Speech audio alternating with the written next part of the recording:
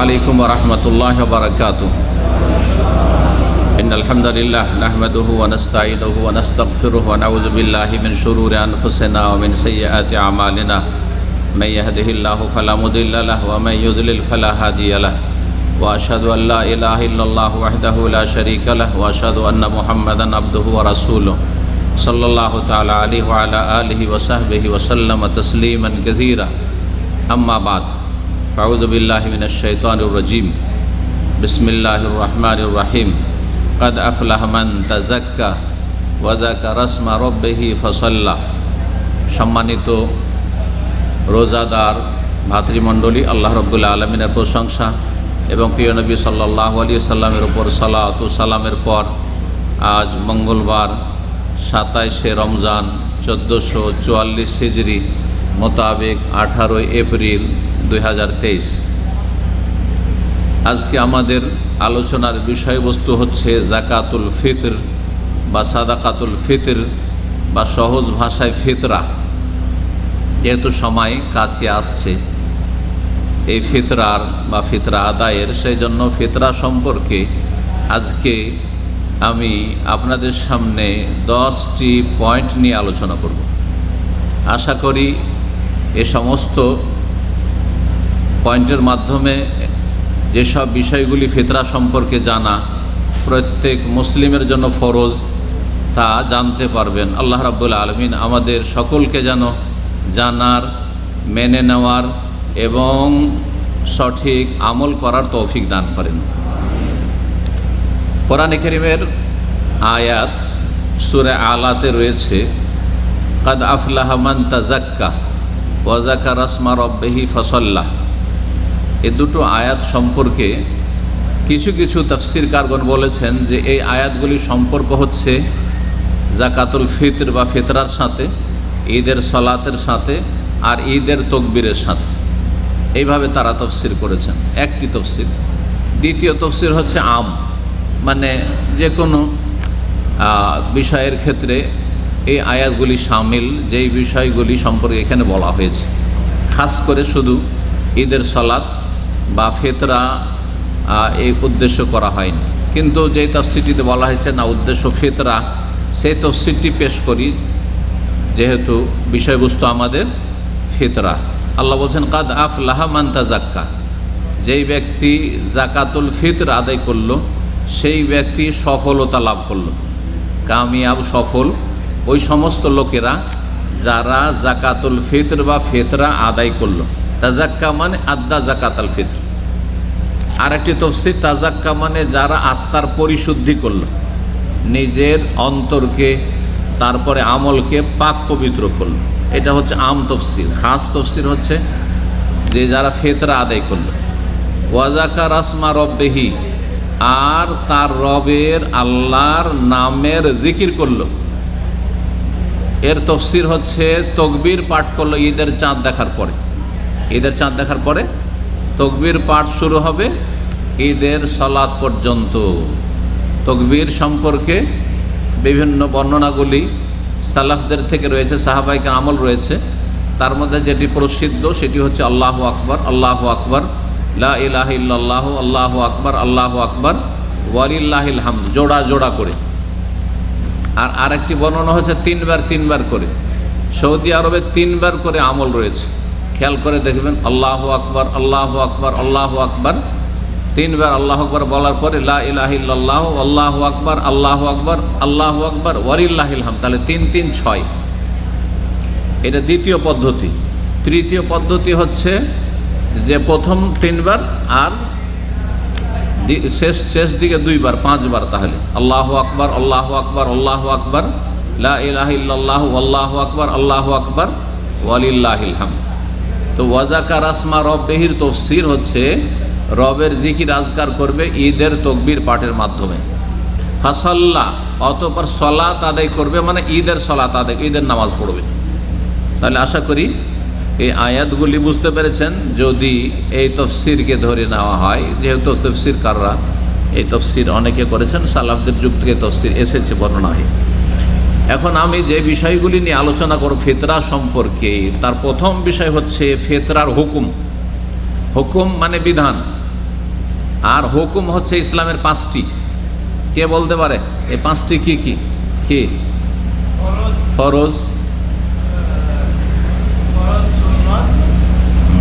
সুন্নাত। ফরজ ওয়াজিব একই জিনিস। আর সুন্নাত মানে মুস্তাহাব, মুস্তাহাব হ্যাঁ, মাকরুহ, হারাম, জায়েজ, মুবাহ।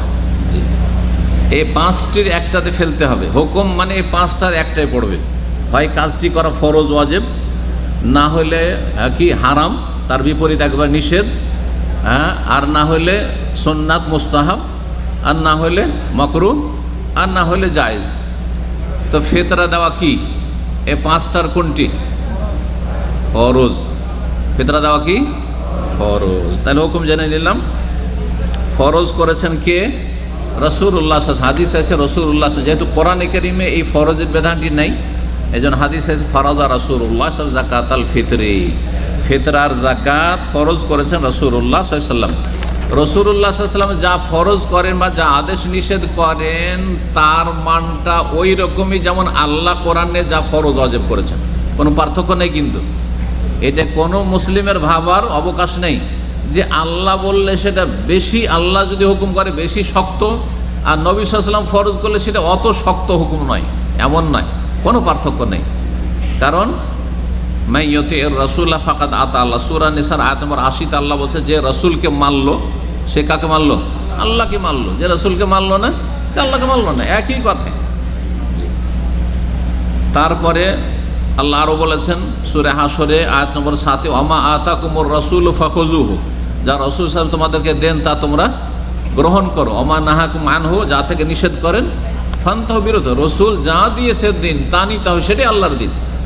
কারণ রাসূলুল্লাহ সাল্লাল্লাহু আলাইহি ওয়াসাল্লাম নিজের কথা বলতে আসেননি, আল্লাহর পক্ষ থেকে তিনি আল্লাহর বিধানের মোবাল্লেগ ছিলেন। আল্লাহর বিধানের পৌঁছার দায়িত্ব ছিল তার, যে হাল বাল্লাগতা, তুমি পৌঁছিয়েছো কিনা।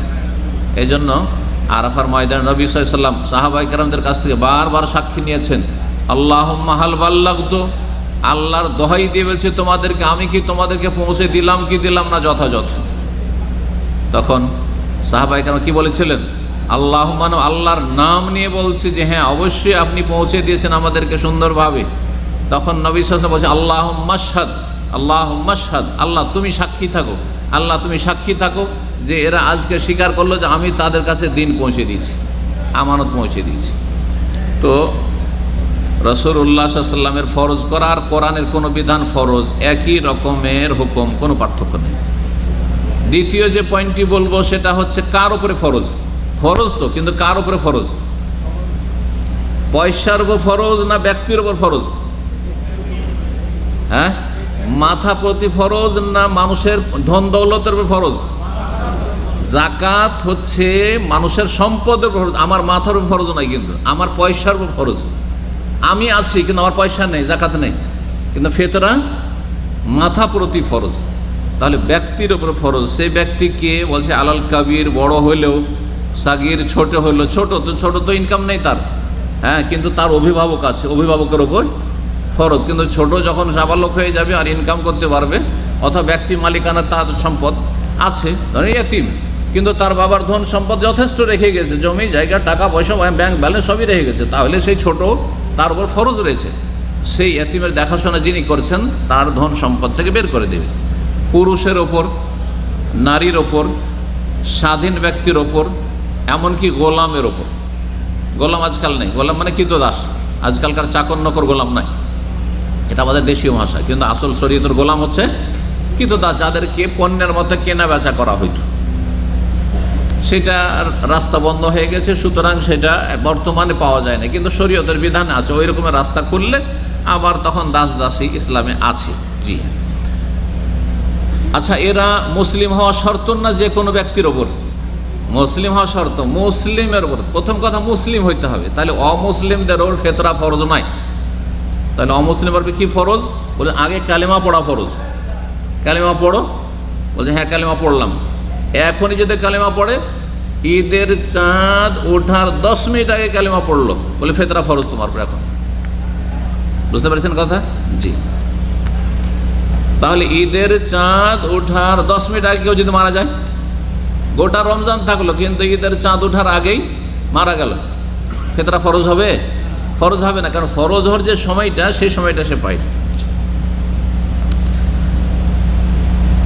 মুসলিম বড় ছোট নর নারী স্বাধীন দাস সবার ফরজ। আব্দুল্লাহ বিন উমর রাদিয়াল্লাহু তাআলা আনহুমা থেকে হাদিস বর্ণিত হয়েছে বুখারী মুসলিমে, ফারাদা রাসূলুল্লাহ সাল্লাল্লাহু আলাইহি রাসূলুল্লাহ ফরজ করেছেন যাকাত আল ফিতরে, ফিতরার যাকাত, মিন রমজান, রমজান মাসের, সাআম মিন তামরিন, এক সা খেজুর, আও সাআম মিন শাইরিন, এক সা জব, জব বুঝেন, ওয়াল আলাল হাব আবদে, গোলামের ওপর, ওয়াল হুররে, স্বাধীনের ওপর, ওয়াল যাকারে, পুরুষের ওপর, ওয়াল উনসা, নারীর ওপর, ওয়াল সাগীর, ছোটর ওপর, ওয়াল কবির, বড়, মিনাল মুসলিমিন, মুসলিমদের মধ্য থেকে, মুসলিমদের মধ্য থেকে। পেটে যে বাচ্চা আছে, মায়ের পেটে যে বাচ্চা আছে, গর্ভে যে বাচ্চা, তার ফিতরা দিতে হবে কি না? হ্যাঁ, কি জানা আছে? হ্যাঁ, দিতে হবে। দেওয়া ওয়াজিব নয়, দেওয়া হচ্ছে মুস্তাহাব। কেন মুস্তাহাব? ওয়াজিব কেন বললাম না? কারণ রাসূলুল্লাহ সাল্লাল্লাহু আলাইহি সাল্লাম বলে যাননি যে পেটের বাচ্চার কি দিতে হবে? ফিতরা দিতে হবে। তবে তৃতীয় খলিফা উসমান বিন আফফান রাদিয়াল্লাহু তাআলা আনহু তিনি দিতেন। আর আমাদেরকে বলা হয়েছে যে আলাইকুম বিসুন্নতি ওয়া সুন্নাতুল খুলাফায়ে রাশিদিন আল মাহদিন মিন বাদি, তোমরা আমার সুন্নতকে আঁকড়ে ধরো আর খোলাফায়ে রাশিদিন আবু বকর, ওমর, উসমান, তা আলী, এই চার খলিফার আদর্শকে আঁকড়ে ধরো। সুতরাং আমরা ফরজ বলতে পারছি না, ফরজ হলে তো অবশ্যই নবী সাহেব বলে যেতেন, কিন্তু যেহেতু খলিফা করেছেন খলিফা রাশেদ, আর তিনি আমাদের জন্য রাসূলুল্লাহ সাল্লাল্লাহু আলাইহি ওয়াসাল্লামের পরে আদর্শ, তার সুন্নত হচ্ছে আমাদের জন্য আদর্শ। সুতরাং আমরা এটাকে মুস্তাহাব বলবো, যে ভালো, দিলে ভালো, না দিলে কোনো গুনাহ হবে না। জি, এই ফিতরাগুলি কে দেবে? ফিতরাগুলি এমন ব্যক্তিকে দিতে হবে যেই ব্যক্তি নিজে আয় উপার্জন করে, আর তারপরে তার অধীনে যারা আছে তাদেরগুলি তাকে দিতে হবে। তার অধীনে যারা আছে, হ্যাঁ, কচি কাঁচা আছে, স্ত্রী আছে, তো স্ত্রীর ফিতরা কার উপর ফরজ? স্ত্রীর ভরণ পোষণ যার উপর ফরজ। স্বামী বেঁচে আছে, স্বামীর উপর ফরজ, স্বামীকে দিতে হবে। বাবা বেঁচে আছেন, মেয়ের আছে, বিয়ে হয়নি, অথবা তালাক হয়ে বাবার বাড়ি এসে আছে, বিধবা হয়ে বাবার বাড়ি এসেছে, তো কাকে দিতে হবে? হ্যাঁ, বাবাকে দিতে হবে। জি, বাবা নেই, ভাই আছে, বোনগুলোর বিয়ে হয়নি, বোনগুলো ভাইয়ের সাথে আছে, তার কাকে দিতে হবে? অভিভাবক আছেন, ভাইকে দিতে হবে। জি, যার ওপর ভরণ পোষণ ফরজ তার ওপর ফিতরা ফরজ।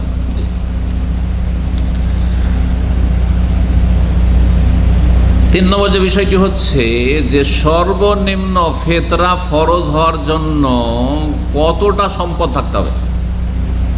এই বিষয়টাই হানাফি মজহাবে একবারে ঢিলা ফতোয়া। সেটা হচ্ছে ফিতরা শুধু ফরজ কার ওপর?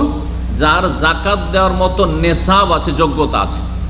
তাহলে আপনাদের মধ্যে যারা জাকাত দেওয়ার মতো এতে পৌঁছেননি, সারা বছর ধরে 2000 রিয়াল নেই, তাহলে তাদেরও ফিতরা নেই। তাহলে সর্বনিম্ন হানাফি মাযহাব ফিতরা ফরজ হওয়ার জন্য কি হইতে হবে? গোটা বছর পকেটে, কমপক্ষে পকেটে হোক, ব্যাংকে হোক, দেশে হোক আর এখানে হোক, সব জায়গায় মিলে আপনার কাছে কত টাকা থাকতে হবে? 2000 রিয়াল বা মোটামুটি 60,000 টাকা বাংলাদেশি টাকা থাকতে হবে।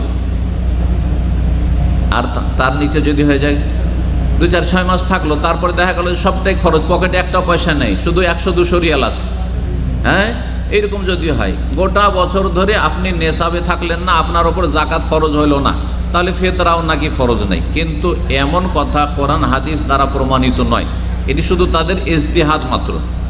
তাহলে ফিতরা কার উপরে ফরজ? সঠিক মত এই ব্যাপারে শোনেন, আল্লামা শাইখ হুসাইন রাহমাতুল্লাহ বলছেন, ওয়ালা তাজিবু ইল্লা আলা মান ওয়াজাদাহা ফাদিলাতান যায়দাতান আম্মা ইয়াহতাজুহু মিন নাফাকাতি ইয়াউমিল ঈদ ওয়া লাইলাতিহি। এমন ব্যক্তির ওপর শুধুমাত্র ফরজ যেই ব্যক্তি ঈদের দিনের সারা দিনের নিজের খাবার, নিজের স্ত্রী ছেলেমেয়ের খাবার দাবার চালিয়ে ফিতরা দেওয়ার মতো পয়সা আছে, খাবার আছে। কি বুঝলেন? ঈদের দিনে আপনার এবং আপনার সংসার চালাতে কত টাকা লাগবে? ধরেন 50 রিয়াল লাগবে, ধরে নেন যে 50 রিয়াল, একটা উদাহরণস্বরূপ।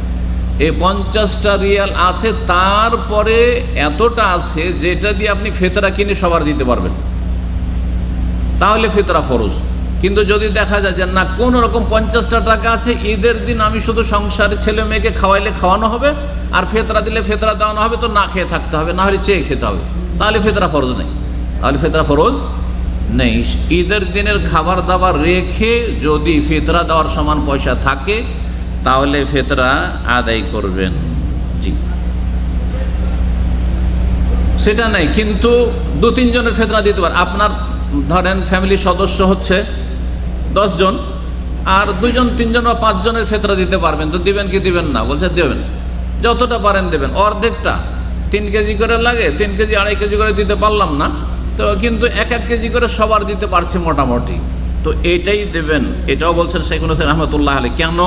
কারণ কোরআন সূরা তাগাবুনের আয়াত নম্বর 16-তে আল্লাহ বলছেন ফাত্তাকুল্লাহ মাস্তাতাতুম, তোমরা আল্লাহকে ভয় করো যতটা পারো। আমি 1 কিলো পারছি, এর বেশি পারছি না, তো 1 কিলো করেই দেবো, এর বেশি তো পারছি না। আর একজন কিছুই দিতে পারছেন না, ঈদের দিনের খাবারটাও নেই তার, তাহলে কিছুই লাগবে না তাকে। নবী সাল্লাল্লাহু আলাইহি ওয়াসাল্লামের হাদিস বুখারী মুসলিম রয়েছে, ইযা আমারতুকুম বিআমরিন ফাতু মিনহু মাস্তাতাতুম, তোমাদেরকে যখন আমি কোনো নির্দেশ দেব, হুকুম করব, তখন সেটা পালন করো মাস্তাতাতুম, যথাসাধ্য, যতটা ক্ষমতা আছে। আপনার ক্ষমতায় থাকে তো দেবেন, আর ক্ষমতায় না থাকলে দেবেন না, করবেন না। ক্ষমতা থাকলে রোজা রাখতে হবে, তাই না? ক্ষমতা নেই, শরীর চলছে না, তো রোজা ফরজ না। অনেক সময় রোজা রাখা গুনাহ, সফরে প্রচণ্ড কষ্ট হচ্ছে, তারপর রোজা ছাড়ছেন না, গুনার কাজ করলেন। জি, শরীয়ত এত সহজ দিনের বিধান। 4 নম্বর বিষয় হচ্ছে হিকমত কি, ফিতরা দেওয়ার রহস্য কি, লাভ কি, তত্ত্ব কি। বলছেন যে স্পষ্ট বিষয়টি শেখুল হোসেন রাহিমাহুল্লাহ বলছেন। এখানে ইবনে উসাইমিন রহমতুল্লাহ 4টি হিকমত বর্ণনা করেছেন, ভালো করে শুনুন। এত বিস্তারিত আলোচনা কোথাও নেই, হাদিসে 2টোর কথা এসছে, তার সাথে তিনি তার গবেষণা থেকে আরও 2টো বিষয় অ্যাড করেছেন। প্রথমে 1 নম্বর হচ্ছে ফিতরা দেওয়ার হিকমত বা রহস্য, এহসানুন এলাল ফকারা, দরিদ্র অভাবী গরিব ফকির মিসকিনের সাথে এহসান করা, অনুগ্রহ করা। আল্লাহ আমার এহসান করেছেন, আপনার এহসান করেছেন, আমাকে দিয়েছেন, কত সুখে আমি খাচ্ছি, আপনারা খাচ্ছেন।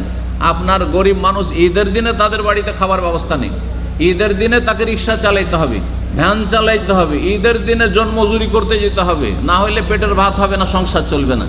আল্লাহ আপনাকে দিয়েছেন, আপনি তাদেরকে দেন। এহসান আল ফকারা, ফকারার সাথে, দরিদ্রদের সাথে, অভাবীদের সাথে আপনি অনুগ্রহ করুন।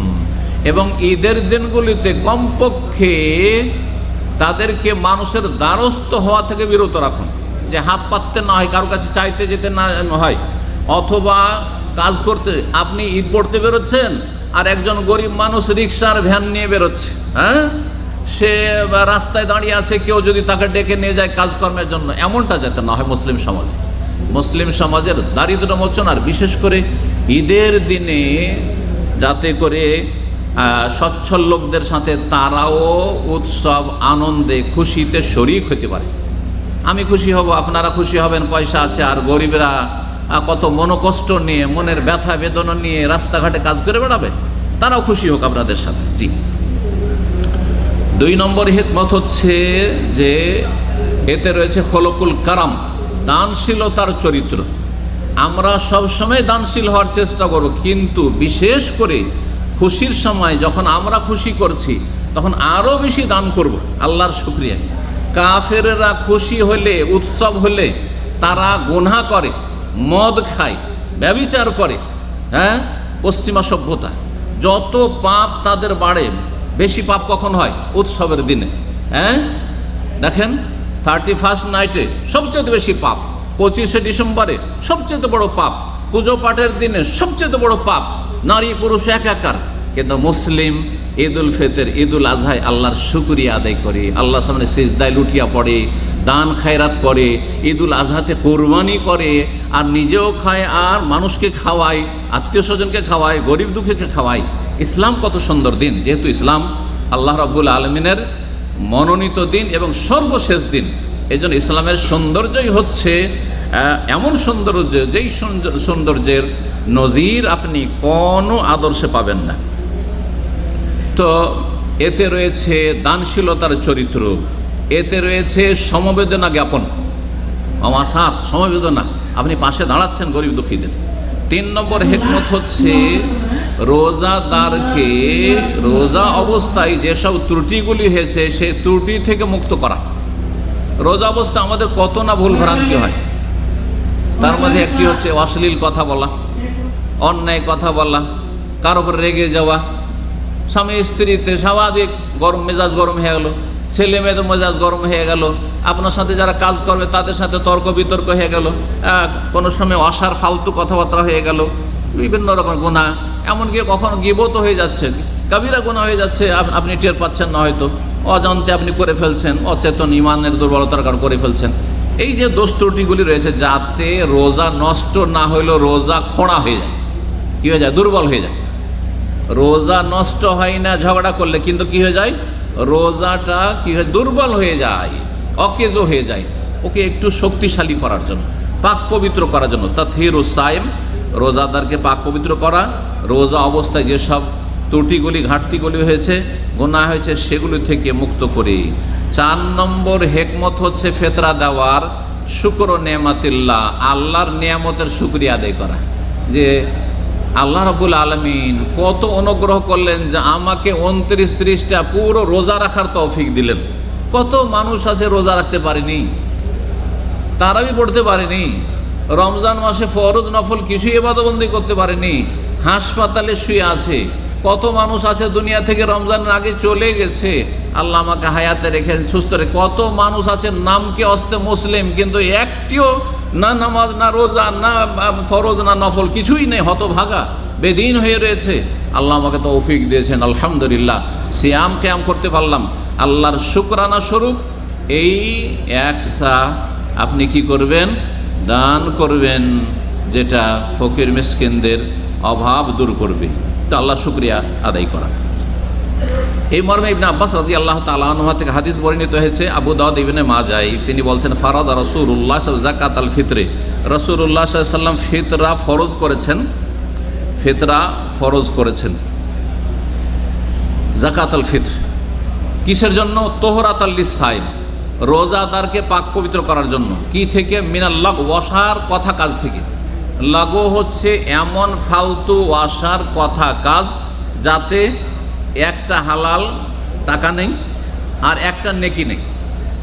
এটা আমি ব্যাখ্যা করি মানুষকে বোঝানোর জন্য, যে ফালতু কাজ কোনটাকে বলে, ফালতু কথা কোনটাকে বলে, যাতে একটা হালাল রুজিও হলো না, একটা টাকাও হলো না, আর একটা নেকিও হলো না। এটাই হচ্ছে ফালতু। বুঝতে পারছেন? জি, আল্লাহ যেন বোঝার তৌফিক দান করেন। তো যেই বিষয়টি বলছিলাম যে ফিতরা আদায়ের হিকমত, এই হিকমত সম্পর্কে এই হাদিসে বলা হয়েছে যে তোহরাতাল লিসাইম, রোজাদারকে পাক পবিত্র করার জন্য, ওয়াসার কথা কাজ থেকে, ওয়ার রাফাজ, যৌনাচার থেকে। যৌনাচার মানে সহবাস না, কিন্তু সহবাস ছাড়া এমনি স্ত্রীর সাথে বেশি বেশি রসিকতা। প্রবাসে আছেন আর ডেলি লম্বা লম্বা টেলিফোন করছেন আর আমোদ ফুর্তি করছেন আর মজি বেরিয়ে যাচ্ছে, আর শুধু দিনের অধিকাংশ সময় বা কয়েক ঘন্টা শুধু আলতু ফালতু আমোদ ফুর্তিতেই যাচ্ছে। আর মূল্যবান সময়গুলি এসব কাজে লাগাবেন আপনি।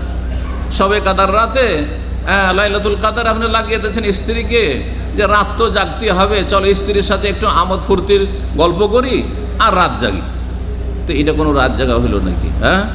রাত জাগা হলো, কোনো নেকির রাত জাগা তো আর হইল না। বুঝতে পারছেন? ঠিক আছে, 2-4 মিনিট, 5 মিনিট, 10 মিনিট কথা হইলো, কিন্তু সেখানে আপনি ঘন্টার পর ঘন্টা ব্যয় করে দিবেন।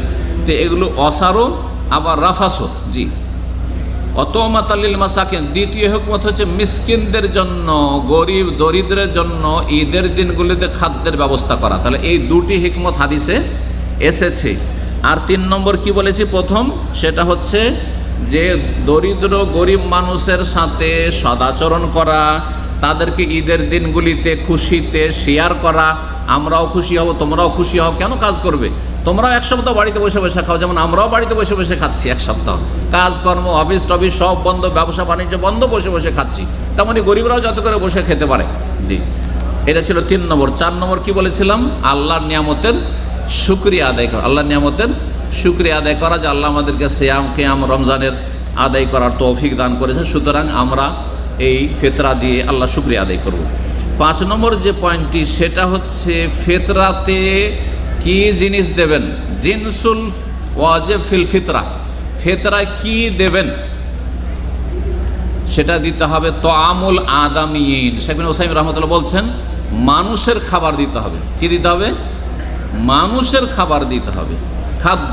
সেটা মিন তামরিন, হাদিসে এসছে খেজুর হোক, আও বুররিন অথবা গম হোক, আও রুজিন অথবা চাউল হোক, আও জাবিবিন, চাউল হাদিসে নেই কিন্তু হাদিসে তোয়াম এসেছে, খাদ্যদ্রব্য এসছে। আর আজকাল সারা বিশ্বের অধিকাংশ মানুষের প্রধান খাদ্য হচ্ছে চাউল, কিন্তু অধিকাংশ মানুষের, ভালো করে খোঁজ নিয়ে দেখবেন। যদি আপনি মেজরিটি দেখেন যে অধিকাংশ লোক রুটি খায় না ভাত খায়, দেখবেন ভাত বেশি লোকে খায়, তাই না? ভারত উপমহাদেশের অধিকাংশ লোকে ভাত খায়, ফিলিপাইনের লোকেরা প্রায় ভাত খায়, বরং 3 বার ভাত খায়, খবর নিয়ে দেখবেন। ইন্দোনেশিয়ার লোকেরা 3 বার করে ভাত খায়, থাইল্যান্ডের লোকও ভাত খায়। হ্যাঁ, আরব দেশে চাউল হয় না, এক সময়, এখনও চাউল হয় না। আরব দেশে গম তো হয় কিন্তু চাউল হয় না। তারপরও হ্যাঁ, আপনি যখন রেস্টুরেন্টে খেতে যাবেন প্রধান খাদ্য কি? হ্যাঁ, ভাত, তাই না? তাহলে এই জন্য দেওয়া যাবে চাউল যে হাদিসে তম খাদ্য শব্দটি ব্যবহৃত হয়েছে, আজকাল প্রধান খাদ্য হচ্ছে চাউল। কিন্তু কেউ যদি গম দেয়, হাদিসে গমের কথা এসছে, জাবিবিন কিশমিশ, হাদিসে এসছে কিশমিশ দিতে পারে। আও আকেতিন, পনিরের কথা হাদিসে এসছে, পনিরও দিতে পারে, এগুলি দিতে পারে। এগুলি হচ্ছে সব আদম সন্তানের খাবার, কিন্তু এই খাবারগুলি খেয়ে মানুষ দীর্ঘ সময় বেঁচে থাকতে পারে, বরং চিরকাল বেঁচে থাকতে পারে। এগুলোকে বলা হয় কুত। হ্যাঁ, কুত মানে যেগুলো খেয়ে লায়ামত, মরবে না, বাঁচবে সারা জীবন। কিন্তু কিছু কিছু খাবার আছে আমরা খাবার হিসেবে ব্যবহার করি, কিন্তু টেম্পোরারি খাবার। চিনি আমরা খাই না, চিনি খাই না, কিন্তু চিনি দিয়ে যদি ফেতরা দেয় হবে? অনেকে কিন্তু এরকম করছে যে 1 কিলো চাউল নিলাম, 1/2 কিলো চিনি নিলাম, আর কিছু নিলাম, সেমই নিলাম, আর এই নিলাম সেই নিলাম। না, এটা চলবে না, এটা চলবে না। কারণ সেমই খেয়ে মানুষ সারা জীবন থাকতে পারবে না, 2-3 বার খেলে মেজাজ খারাপ হয়ে যাবে। হ্যাঁ, আর চিনি খেয়ে তো থাকতে পারবে না। লবণও তো আমরা খাই, হ্যাঁ, কাঁচা লবণও ছিটিয়ে খাচ্ছে, কেউ যদি লবণ দিয়ে ফেতরা দেয় হবে নাকি? হবে না। মানুষের এমন খাবার যেই খাবার খেয়ে মানুষ বেঁচে থাকে। জি, তো এই মর্মে হাদিস সহিহ বুখারী মুসলিমে রয়েছে, যে হাদিস এর আগে আমি পড়ে শুনিয়েছি অলরেডি আব্দুল্লাহ বিন উমর রাদিয়াল্লাহু তাআলা আনহু থেকে, সুতরাং আর বলছি না। তবে আবু সাঈদ খুদরি রাদিয়াল্লাহু তাআলা আনহু সে সম্পর্কে বর্ণনা করতে গিয়ে বলছেন, কুন্না নুখরিজু ইয়াউমাল ফিতরি, আমরা ফিতরা আদায় করতাম ঈদুল ফিতরের দিন সকালবেলা, ফি আহাদিন নবী সাল্লাল্লাহু আলাইহি ওয়াসাল্লাম, নবী সাল্লাল্লাহু আলাইহি ওয়াসাল্লামের জামানায়, আমলে, সা আমিন তো আমিন, খাদ্যদ্রব্য 100। এই যে আবু সাঈদ কি বলছেন? খাদ্যদ্রব্য 100।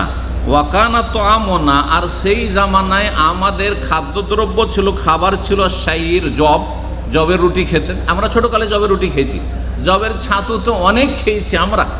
যে মাদ্রাসায় পড়াকালে জবের ছাতু খেয়েছি, নিজের বাড়িতেও খেয়েছি, মামার বাড়িতে, নানার বাড়িতেও খেয়েছি, আর জাগিরের বাড়িতে, লজিং বাড়িতেও খেয়েছি ছাতু। জি, জবের ছাতু। তারপরে আসলো আপনার চাউলের ছাতু, পরে আসলো যখন জব উঠে গেল, পাওয়া যায় না, তখন চাউলের ছাতু আসে। ওয়া জাবিব, এবং কিশমিশ আমাদের খাবার ছিল। ওয়াল আকেদ, পনির আমাদের খাবার ছিল। ওয়া তামার, আর খেজুর আমাদের খাবার ছিল। রাওয়াহুল বুখারী, হাদিস সহিহ বুখারীর। যখন মানুষের খাবার দিতে হবে, এটি হচ্ছে শরীয়তের বিধান। তাহলে একটি মাসলা শোনেন, কেউ যদি পশুর খাবার দেয় চলবে? পশুর খাবার, পশু যেগুলো খাচ্ছে, পাখির খাবার আজকাল পাওয়া যাচ্ছে না দোকানপাটে, হ্যাঁ, তার গরু ছাগলের খাবার পাওয়া যাচ্ছে না, এই খাবার দিলে চলবে না, এই খাবার দিলে চলবে না। যখন খাবার দিতে হবে মানুষের, গরু ছাগলের, পশু পাখিরই খাবার চলবে না, তাহলে কাপড় চোপড় দিয়ে চলবে? কেউ যদি বলে যে আমি ফেতরা দেব, কিন্তু শাড়ি দেব, গামছা দেব, লুঙ্গি দেব, চলবে না? জায়েজ নাই, এটাও জায়েজ নাই। তাই শেখ ইবনে উসাইমিন বলছেন, ওয়ালা ইউজু ইখরাজুহা মিনাস সিয়াবি ওয়াল ফুরুশি ওয়াল আওয়ানি ওয়াল আমতিয়া ওয়া গায়রিহা, বলছেন যে কাপড় দেওয়া জায়েজ নয়, বিছানা দেওয়া জায়েজ নয়, বেডশিট দেবেন আপনি, চাদর দেবেন আপনি, বালিশ দেবেন, জায়েজ নয়। ওয়াল আওয়ানি, বাসনপত্র দেওয়া জায়েজ নয়, থালা বাসন। ওয়াল আমতিয়া, ফার্নিচার, মাল সামান দেবেন, গরিবের বাড়ি মাল সামান কিনে দেবো ফেতরার টাকা দিয়ে, তাও জায়েজ নয়।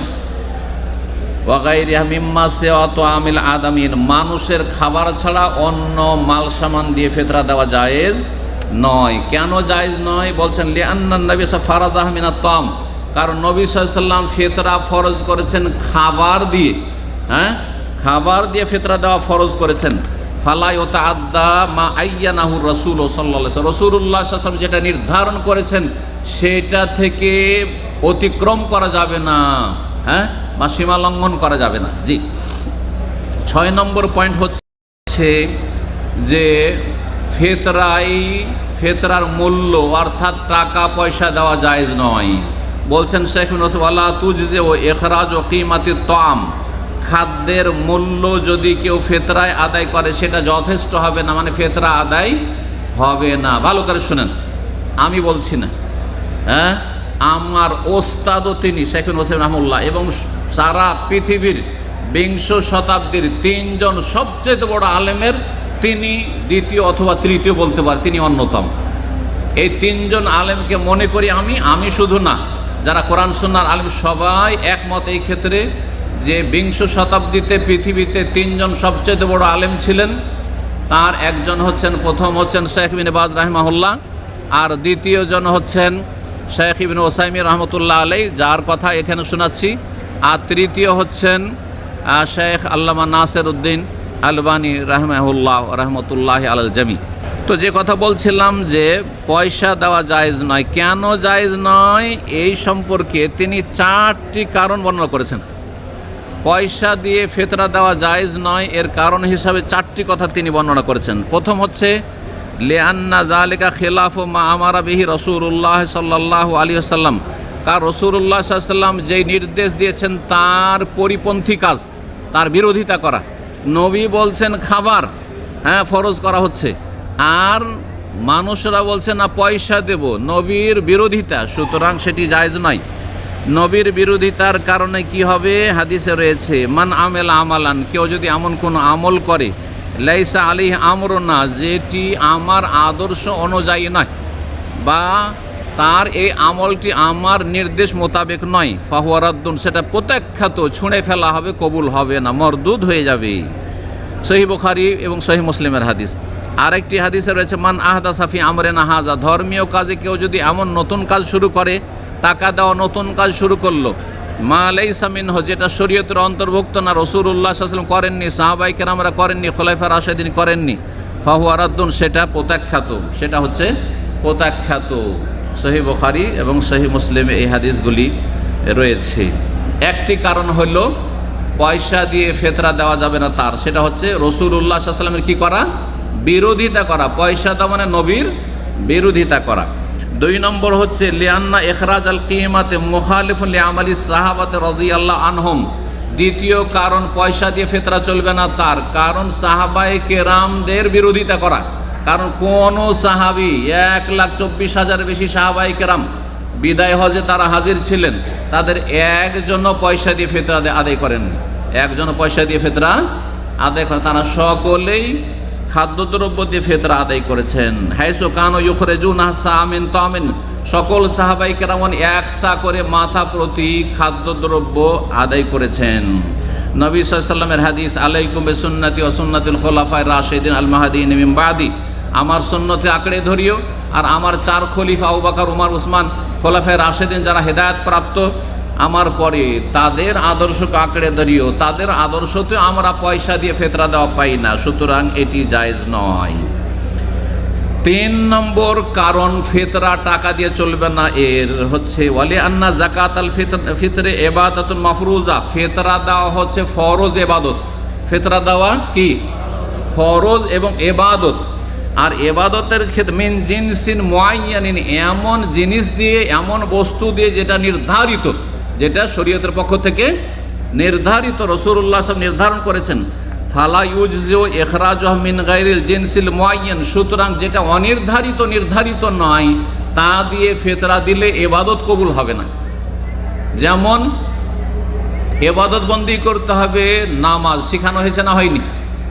শুরু করবেন তাকবীরে তাহরিমা দিয়ে আর শেষ করবেন সালাম ফিরা দিয়ে। কিন্তু যদি কেউ বলে যে না আমি রুকু দিয়ে শুরু করব, হবে নামাজ? বলে আমি সবগুলি করব কিন্তু রুকু দিয়ে করব। আর একজন বলছেন না আমি সব করব কিন্তু আগে সিজদা পরে দাঁড়ানো, নামাজ হবে? কেন?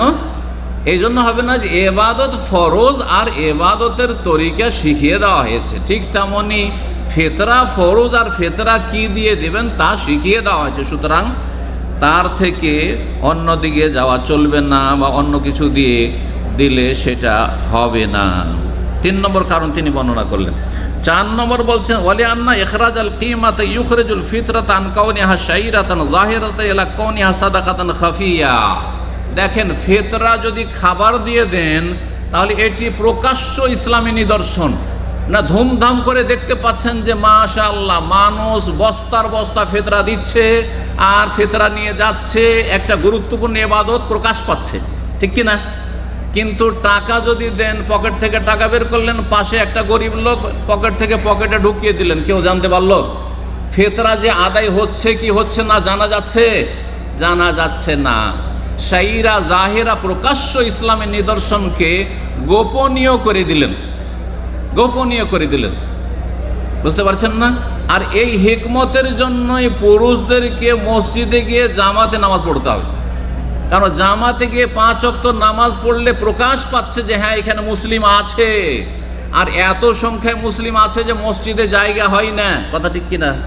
কিন্তু সবাই যদি আমরা ইত্তেফাক করি যে দেখো আমরা মসজিদও বানাবো না এত টাকা খরচ করে, আর এত কষ্ট করে জামাতেও আসবো না, বাড়িতে বাড়িতে আমরা 5 ওয়াক্ত নামাজ পড়ে নেব, বোঝা যাবে যে মুসলিম বাস করে না কাফের বাস করে? বোঝা যাবে? বোঝা যাবে না। তো জামাত সহকারে সালাত আদায় করা হচ্ছে শাইরাতুন জাহিরা। সুতরাং জামাত ছাড়া এই বাড়িতে আদায় চলবে না, যতই পরেজগার হয়ে লম্বা করে নামাজ পড়েন। বলছে যে মসজিদে এত শর্ট নামাজ হয়, আমি জোহরের নামাজ আধা ঘন্টাই পড়বো, আমি ওই 8 মিনিটে 4 রাকাত শেষ, এই নামাজ পড়বো না, যুক্তি চলবে? চলবে না। আপনাকে এত বেশি পরেজগার হলে চলবে না। পরেজগার হইতে হবে নবী সাল্লাল্লাহু আলাইহি ওয়াসাল্লামের গিয়ারে এসে, আপনার নিজের গিয়ারে নয়। হ্যাঁ, আপনার মুরব্বীদের ধর্ম পালন করলে হবে না, আপনাকে ধর্ম পালন করতে হবে প্রিয় নবী সাল্লাল্লাহু আলাইহি ওয়াসাল্লামের নিয়ে আসা। কারণ কালিমা পড়েছেন কার? রাসূলুল্লাহর কালিমা পড়েছে, লা ইলাহা ইল্লাল্লাহ, এক আল্লাহর ইবাদত করব আর কারো ইবাদত করব না, আর মুহাম্মদুর রাসূলুল্লাহ, এক রসুলের তরিকায় চলবো, এক রসুলের তরিকায় আমি ফিতরা দেব, অন্য কারো তরিকায় নয়।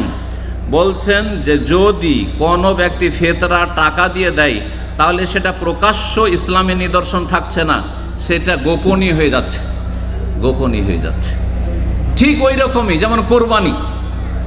কেউ যদি বলে যে এত কোরবানি এদের লাভ কি, মানুষের ঘর নাই, বাড়ি নাই, সিরিয়া, তারপরে আপনার তুরস্ক, তারপর আমাদের দেশ কত গরিব মানুষ, মানুষের বাড়ি ঘর নাই, চুপচাপ বাড়ি ঘর আমরা বানিয়ে দিয়ে দিব, এই কোরবানি জবাই আমরা এই বছরে করব না, জায়েজ হবে? অথচ কোরবানি করা সুন্নাতে মুআক্কাদা, ফরজও নয়, তারপর হারাম, জায়েজ নয়, বরং কুফরি হয়ে যাবে কেউ যদি অস্বীকার করে এই কোরবানিকে, ঠিক কিনা? কারণ কোরবানি হচ্ছে শাইরা জাহিরা, প্রকাশ্য নিদর্শন, ইসলাম পালন হচ্ছে, মুসলিমরা কোরবানি করছে, ঘরে ঘরে দেখতে পাওয়া যাচ্ছে, রাস্তাঘাটে কোরবানির নিদর্শন দেখা যাচ্ছে যে কোরবানি মানুষ কিনছে, জবাই করছে। কিন্তু চুপচাপ যদি দান করে দিই, আপনাকে ভাই আমার কোরবানিতে লাগতো 1 লাখ টাকা, 1 লাখ টাকা দিলাম আপনাকে, পকেটে ঢুকিয়ে দিলাম, যান আপনি বাড়ি করে নেন। হ্যাঁ, তো প্রকাশ পাবে এই কোরবানির ইবাদত, প্রকাশ পাবে যে আমি কোরবানির চাইতে বড় ভালো কাজ করলাম, চলবে? চলবে না। ঠিক তেমনই ফিতরা আদায় করতে খাবার দিয়ে যাতে করে বোঝা যায় যে হ্যাঁ মাশাআল্লাহ একটি ইসলামের নিদর্শন পালন হচ্ছে। ওমাই ইয়াযিম শাআইরাল্লাহ ফাইন্না মিন তাকওয়াল কুলুব, সূরা হজে আল্লাহ বলছেন যারা আল্লাহ রাব্বুল আলামিনের নিদর্শনের তাজিম শ্রদ্ধা করবে, এটি তাদের অন্তরের আল্লাহ ভীরুতার বাস্তব প্রমাণ। আল্লাহর এটি নিদর্শন, স্পষ্ট নিদর্শন যে প্রকাশ পাচ্ছে আমাদের এই ফিতরা। কিন্তু যখনই টাকা দেবেন সেটি গোপনে হয়ে যাবে, আর গোপনে আসলে নিয়ে রেখে নিচ্ছে। এই জন্য টাকাওয়ালারা যারা শরীয়তের স্পষ্ট বিধান বাদ দিয়ে টাকার জন্য মরিয়া হয়ে লেগেছে, আর টাকার পিছনে এক শ্রেণীর মোল্লারা টাকা দেওয়ার ক্ষেত্রে এই ক্ষেত্রে ডিফেন্স করে চলেছে, এদের উদ্দেশ্য ভালো নয়, এবং এরা যাদের হয়ে কাজ করছে তাদের উদ্দেশ্য ভালো নয়। কারণ মাদ্রাসাওয়ালা এতগুলি চাউল নিয়ে নিল এই গরিব মিসকিনকে না দিয়ে, গরিবকে 1 বস্তা, আর মাদ্রাসার বিল্ডিং তৈরি করার জন্য নাজাইজ জায়গাতে হচ্ছে 100 বস্তা। এটা নিতে অসম্ভব লাগবে, নিতে পারবে না, নিতে পারবে না, মোটেই নিতে পারবে না, সমাজের লোক এটা মেনে নেবে না।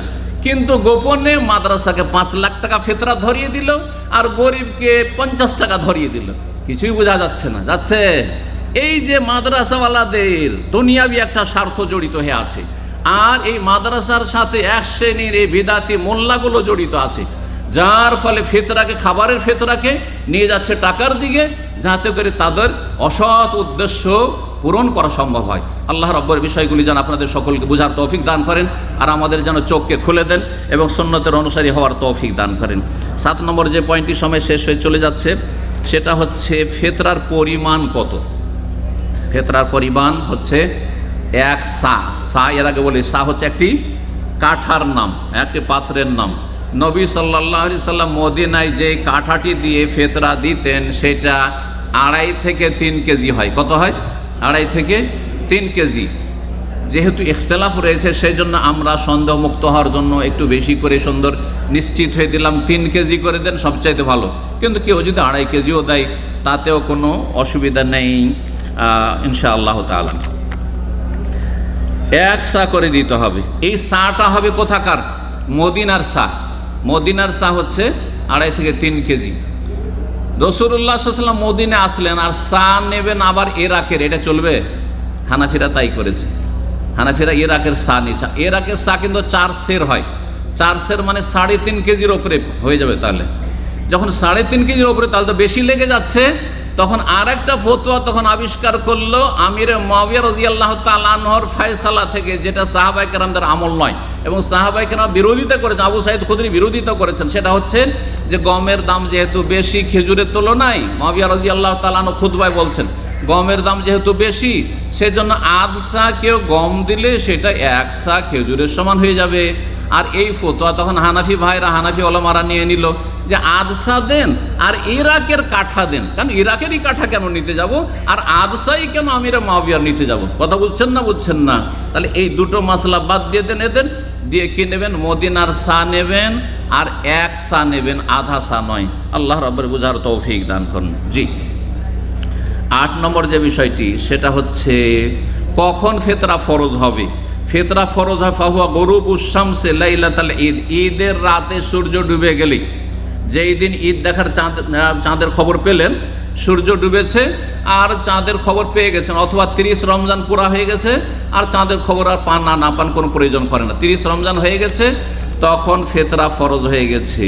ফিতরা ফরজ হয়ে গেছে, সুতরাং রাত্রে কেউ দিতে পারে। কিন্তু দেওয়ার সময় কোনটি? জি, ফরজ হওয়ার সময় তো বলে দিলাম যে চাঁদ ওঠা মানেই ফিতরা ফরজ হওয়া। তাহলে এখানে চাঁদ ওঠার আগে যদি কেউ ইসলাম গ্রহণ করে, একটু আগে বললাম, তাহলে কি করবে? ফিতরা তাকে দিতে হবে। আর যদি চাঁদ ওঠার আগে কেউ মারা যায়, তাহলে তার ফিতরা দিতে হবে না, কারণ সে ফরজ হওয়ার সময়টা পায়নি। যেমন কেউ যদি দিন 11টার সময় মারা যায় আর 11:40 আমাদের দাম্মামে জোহরের আজান হচ্ছে, তার জন্য জোহর ফরজ? জোহরের নামাজ ফরজ নয়, ঠিক ওই রকম। জি, তো 8 নম্বর যে বিষয়টি বললাম, সেটা হচ্ছে ফরজ হয় সূর্য ডোবার সাথে সাথে, ঈদের চাঁদ যখনই দেখার খবর পেয়ে গেলেন বা ঈদের চাঁদ উঠেছে তখন। 9 নম্বর যে পয়েন্টটি, সেটি হচ্ছে কোন সময় ফিতরাটা আদায় করবেন, ঈদের আগে না পরে? ঈদের আগে না পরে? এর জন্য দুটো সময় রয়েছে। এর জন্য দুটো সময় রয়েছে। একটি সময় হচ্ছে উত্তম সময়, ওয়াক্ত ফজিলা, আর একটি সময় হচ্ছে বৈধ সময়, জায়েজ সময়। ফজিলতের সময় মানে উত্তম সময় কোনটি বলছেন? সাবাহুল ঈদে কাবলা সালাহ, ঈদ পড়ার আগে, ঈদের দিন ফজর পড়ার পর, ফজরের নামাজ পড়ে সকাল সকাল ফিতরা আদায় করলেন আর তারপর ঈদগাহে চলে গেলে, এটা হচ্ছে সবচাইতে উত্তম। এটা দেশে সম্ভব, কিন্তু সৌদি আরবে সম্ভব হয়ে ওঠে না সাধারণত। একমাত্র যদি আপনি আগে থেকে মিসকিনকে রেডি রাখেন, আর এইদিকে আপনি চাউলও কিনে রেডি রেখেছেন, যেমনই ফজর পড়লেন ফিতরা মিসকিনকে ডেকে রেখেছেন যে ভাই নাও এই ফিতরা দিলাম আর ঈদগাহে টান দিলাম, তাহলে ঠিক আছে, ঠিক না? নাহলে তো এখানে অনেক সময় হচ্ছে কি ফজরে গিয়ে আর আসা যায় না, ফজর পড়ে ওখান থেকে ওই মসজিদে ঈদ পড়েই শেষ, আর নাহলে ওখান থেকে ঈদগাহে হাঁটলেন। করছেন না? কিন্তু দেশে তো সময় পাওয়া যায়, 8টা, 8:30, 9টা হয়ে যায় অনেক সময়, যদিও তাড়াতাড়ি পড়া উত্তম, কিন্তু জায়েজ আছে। তো এই সময়টা সকালবেলা ফজর পরে আপনি ফিতরা দিয়ে দিলেন গরিব মিসকিনকে। ফিতরা শুধু সরদার কাছে জমা রেখে দিলেন, এটা ভুল। এই আহলে হাদিসের মধ্যে আমল ভুল আছে। জমা রেখে দিল, ও জমা রেখে নিল, ঈদের দিনও দেবে না, তারপরের দিনও দেবে না। ঈদ টিদ করবে সর্দার মণ্ডল, এই মাতব্বররা, এরা ঈদ ধুমধাম খুশি করে, আর গরিবের বাড়ি কিন্তু একটাও চাল পৌঁছেনি। আর তারপরে ঈদের দ্বিতীয় তৃতীয় দিন তখন সর্দার সাহেব মণ্ডল সাহেব ফেতরা বিতরণ করতে বসলো। এটাও জায়েজ কাজ নয়, এটা ভালো কাজ নয়। সেই দিনেই অভাব দূর করতে হবে। গরিবের বাড়ি সেই দিনই চাল পৌঁছিল, বুঝতেই পারল না আমার বাড়ি আসবে কি আসবে না, আমাকে কেউ ফেতরা দিবেই কে দিবে না, তাহলে কি করে তার অভাব দূর হবে? বোঝার তৌফিক আল্লাহ দান করুন। তো উত্তম সময় হচ্ছে ঈদের দিন সকালবেলা, জায়েজ সময় হচ্ছে ঈদের 1-2 দিন আগে, ঈদের 1-2 দিন আগে। এই মর্মে সহিহ বুখারীতে রয়েছে, আব্দুল্লাহ বিন উমর রাদিয়াল্লাহু তাআলা আনহু বর্ণনা করছেন যে সাহাবায়ে কেরামগণ ঈদের 1-2 দিন আগেও ফেতরা দিতেন, সুতরাং জায়েজ। 28, 29-এ কেউ যদি দিয়ে দেয় বা 30-এ দেয় জায়েজ। কিন্তু ওলামারা বলেছেন 27 তারিখে দিয়ে দিবেন, আজকে মাগরিব পর চলবে, কিন্তু 27, 26, 25 কেউ 20 রমজানে দিয়ে বসে আছেন ফেতরা, না, এভাবে ফেতরা চলবে না। যারা এখানে আছেন দেশে দিতে চাইলে এই বিষয়টি খেয়াল রাখবেন।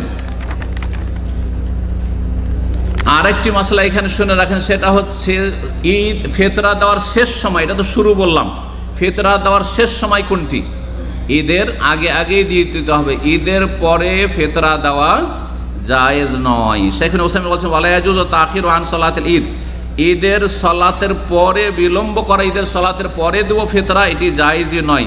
কেউ যদি বিলম্ব করে দেয় বিনা ওজরে, হয়তো একজন মানুষ ফকির মিসকিন পেল না সেই জন্য এরকম দেরি হয়ে গেল, সেটা ভিন্ন বিষয়, কিন্তু ফকির মিসকিন পাচ্ছেন না, ঈদটা পড়ে আসি তারপরে ফেতরা দেব, ঈদের পরে আসিও, তাহলে ফেতরা আদায় হবে না। এই মর্মে হাদিস রয়েছে ইবনে আব্বাস রাদিয়াল্লাহু তাআলা আনহুমা থেকে বর্ণিত, আবু দাউদে, মান আদ্দাহ কাবলা সালাত ফাহিয়া যাকাতুল মাকতুবা, কেউ যদি ঈদের আগে ফেতরা দেয় তাহলে সেটি যাকাত কবুল হবে। অমান আদ্দাহ বাদা সালাত, আর কেউ যদি ফেতরা দেয় ঈদের পরে তাহলে ফাহিয়া সাদাকাতু মিনাস সাদাকা, সেটি নফল দান হয়ে যাবে, কিন্তু সেটি ফেতরা হিসেবে ফরজ আদায় হবে না, সেই ব্যক্তি গুনাহগার হবে। 10 নম্বর পয়েন্ট, আর এটা দিয়েই আলোচনা শেষ করছি, তা হচ্ছে কোন জায়গায় ফেতরা দেবেন। আপনারা সৌদি আরবে আছেন, বাংলাদেশে বাড়ি, বাংলাদেশে দেবেন না এইখানে দেবেন? হ্যাঁ, মক্কায় গিয়েছেন আপনি, ঈদের দিনে মক্কা আছেন, মক্কায় দেবেন না দাম্মামে, আপনার যে বাসা দাম্মামে দেবেন? এই ক্ষেত্রে বলছেন যেখানে আপনার ঈদের দিন এসেছে, ঈদের চাঁদ উঠেছে, সেখানকার গরিব মিসকিনকে দেওয়াটাই হচ্ছে বেশি উত্তম, বেশি উত্তম যদি সেখানে গরিব মিসকিন পান। কিন্তু যদি দেখা যায়, আর বিশেষ করে যদি সেটা ফজিলতের জায়গায়, মক্কায় আছেন, মদিনা আছেন, তাহলে আরও ভালো, ফজিলতের জায়গায় দিলেন আর সেখানকার গরিব মিসকিনকে দিলেন। কিন্তু যদি দেখা যায় যে দাম্মামের চাইতে গরিব মিসকিন আমার গ্রামে আছে, আমার দেশে আছে, তাহলে সেখানে দেওয়াটা ভালো হবে। এই কথা ইবনে উসাইমিন রাহিমাহুল্লাহ বলেছেন। আর এখানে আজকের আলোচনা শেষ করছি। আল্লাহ রাব্বুল আলামিনের কাছে দোয়া করি, আল্লাহ রাব্বুল আলামিন যেন আমাদের ফরজ নফল কবুল করেন এবং ফিতরা সুন্নতি তরিকায় আদায় করার তৌফিক দান করেন। আর মানুষের কথায় বিভ্রান্ত হওয়া থেকে আল্লাহ রাব্বুল মুসলিম ভাই বোনদেরকে যেন বাঁচিয়ে রাখেন। নবী সাল্লাল্লাহু আলাইহি সাল্লামের সাথে সত্যিকার ভালোবাসার প্রমাণ দেওয়ার তৌফিক দান করেন। সেটা হচ্ছে নবী সাল্লাল্লাহু আলাইহি সাল্লামের নির্ভেজাল অনুসরণের মাধ্যমে প্রমাণ দিতে হবে যে আপনি নবীকে সত্যি ভালোবাসেন। আল্লাহ রাব্বুল আলামিন যেন আমাদের ফরজ নফল কবুল করেন, দোয়া কবুল করেন, গুনাহ খাতা মাফ করেন, জান্নাতুল ফিরদৌস দান করেন, লাইলাতুল কদর আল্লাহ কবুল করেন। আল্লাহ রাব্বুল আলামিন আমাদের নেক হায়াত যেন দান করেন। আল্লাহ রাব্বুল আলামিনের কাছে দোয়া করি আপনাদের জন্য আল্লাহ আপনাদেরকে উত্তম প্রতিদান দান করেন। প্রতিদিন এসে যে দিনের কথা শিখছেন এবং আমাদের সাথে থাকছেন, আল্লাহ রাব্বুল আলামিন আমাদের ভালো করেন। সাল্লাল্লাহু আলাইহি ওয়া সাল্লাম নবিয়ানা মুহাম্মদ ওয়া আলা আলিহি ওয়া সাহবিহি আজমাইন।